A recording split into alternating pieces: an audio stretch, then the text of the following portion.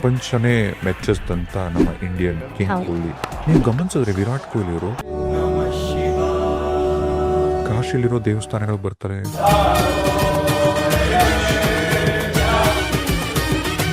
ಕರ್ನಾಟಕದಲ್ಲೂ ವಿಸಿಟ್ ಮಾಡ್ತಾರೆ, ಮೊನ್ನೆ ಆಂಧ್ರ ಪ್ರದೇಶದ ಸಿಂಹಾಚಲ ಟೆಂಪಲ್ಗೂ ಹೋಗಿ ಬರ್ತಾರೆ. ಈಗ ನಮ್ಮ ರಾಕಿಂಗ್ ಸ್ಟಾರ್ ಯಶ್ ಕೂಡ ಈಗ ಮಹಾಕಾಳ್ಗೆ ಹೋಗ್ತಾರೆ, ಅಲ್ಲಿ ಶಿವನ್ ಮುಂದೆ ಕುತ್ಕೊಂಡು ಅವರು ಪ್ರೇಯರ್ ಮಾಡ್ತಾರೆ. ಏನೇ ಯಶಸ್ ಆದ್ರೂ ಕೂಡ ಒಳಗಡೆ ಏನೋ ಖಾಲಿ ಇದೆಯಲ್ಲ ಅಂತ ರಿಯಲೈಸೇಷನ್ ಸ್ಟಾರ್ಟ್ ಆಗುತ್ತೆ. ಹೊರಗಡೆ ಚಪ್ಪಾಳೆಗಳು ಅವ್ರಿಗೆ ಒಳಗಡೆ ತಾಕಲ್ಲ, ಇನ್ನೂ ನೆಮ್ಮದಿ ಮಿಸ್ ಆಗ್ತಿದ್ಯಲ್ಲ. ಹೊರಗಡೆ ಗೆಲ್ಬೇಕು ಅನ್ನೋ ಪ್ರೆಷರು, ಜನಗಳನ್ನ ಮೆಚ್ಚಿಸ್ಬೇಕು ಅನ್ನೋ ಪ್ರೆಷರು, ಒಳಗಡೆ ನಡೆಯೋ ಗಲಾಟೆಗಳು ಯಾವಾಗ ನಮ್ಗೆ ಡಿಸ್ಟರ್ಬ್ ಮಾಡುತ್ತಲ್ವಾ, ಅವಾಗ ಸ್ಪಿರಿಚುವಲ್ ಬೇಕು ಅಂತ ಅನ್ಸಕ್ ಸ್ಟಾರ್ಟ್ ಆಗುತ್ತೆ.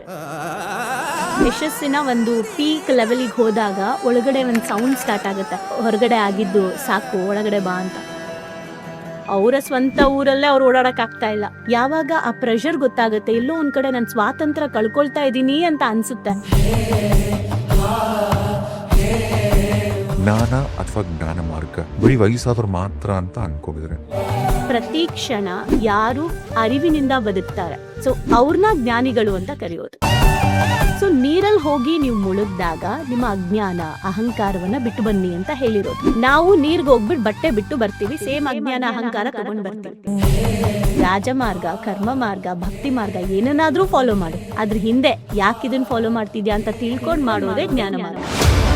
ನಾನೊಂದು ಜಾಬಿಗೆ ಹೋಗಿ ಒಂದು ಸಂಬಳ ತಗೊಂಡು ನಾನು ಈ ವೃತ್ತಿ ಮಾಡೋದಕ್ಕೆ ನಾನು 25 ವರ್ಷ ಓದ್ತೀನಿ ಅಂದ್ರೆ ಇನ್ನ ಜೀವನ ಮಾಡೋದಕ್ಕೆ ಏನ್ ಜ್ಞಾನ ತಗೊಳ್ತಾ ಇದೀವಿ?